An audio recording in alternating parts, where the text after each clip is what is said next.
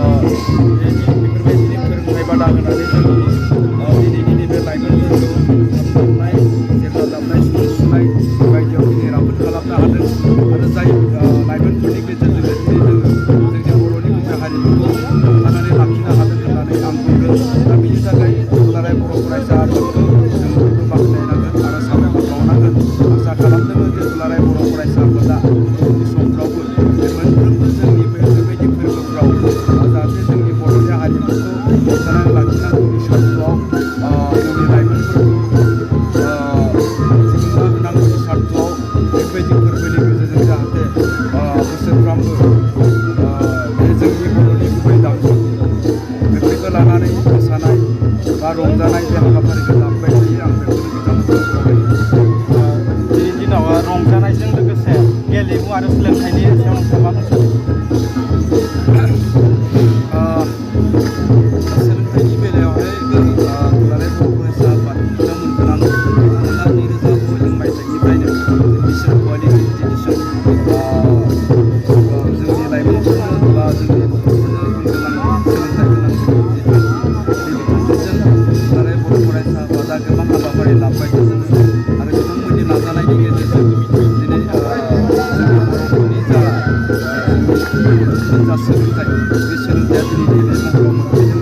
जोङो मिथिगौ सिगांनि समफ्रावहाय जोङो बर' बिजोंजों फरायनानै फार्स्ट डिभिजन मोननो हानाय अनजिमाया जोबोद खममोन।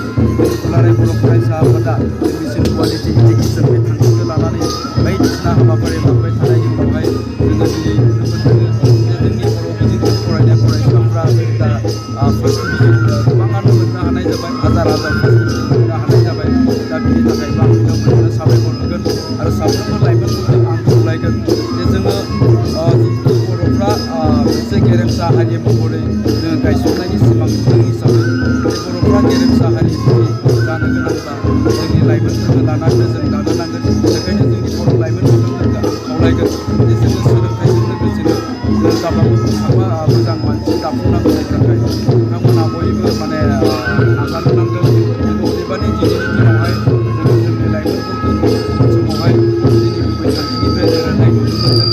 जाहाथे लाइमोन बिथांमोना बे गावनि गुबै थांखिनिफ्राय दोरोदा लाबासिनो फरायनायजों लोगोसे गावनि आखल आखु दानायावबो गोसो होयो। बिनि थाखाय आं खावलायगोन आरो गेलेनायनि बेलायाव आं नैबेखौ बुंगोन जे जोङो साफ्रोमबो सुबुङा जिहेतु फरायनायनि उनावहाय जोङो साफ्रोमबो सुबुङा साख्रि मोनजोबनो हाया। दा ओंखायनो जोङो गेलेनाय आरो हारिमुनि गेजेरजोंबो जों गावबागावखौ गायसननो हानायनि मोनसे मोजां राहा जोङो दिहुननानै लानो हायो। दा बिनि माखासे एग्जामपोल दङ जोङो बुंलायनो गोनांथि गैया। जोंनि खाथियावनो माखासे एग्जामपोल दङ। दिनै हरिचरन नार्जारि, दुर्गा बर' बिथांमोना दिनै फुटबल गेलेनानैनो गावनि जिउखौ मोजाङै दैदेनलांनायनि मोनसे राहाबो दिहुननानै लानो हादों।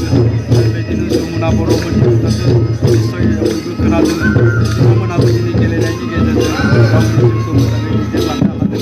दा बेखायनो साफ्रोमबो लाइमोन गेदेमाफोरखौ खुलुमनाय गेलेनाय आरो बे हाबाफारियाव बैसोआव उन्दै गासैखौबो खुलुमनाय खुलुमनानै मान बावनाय बे हाबाफारियाव बाहागो लानांगौ।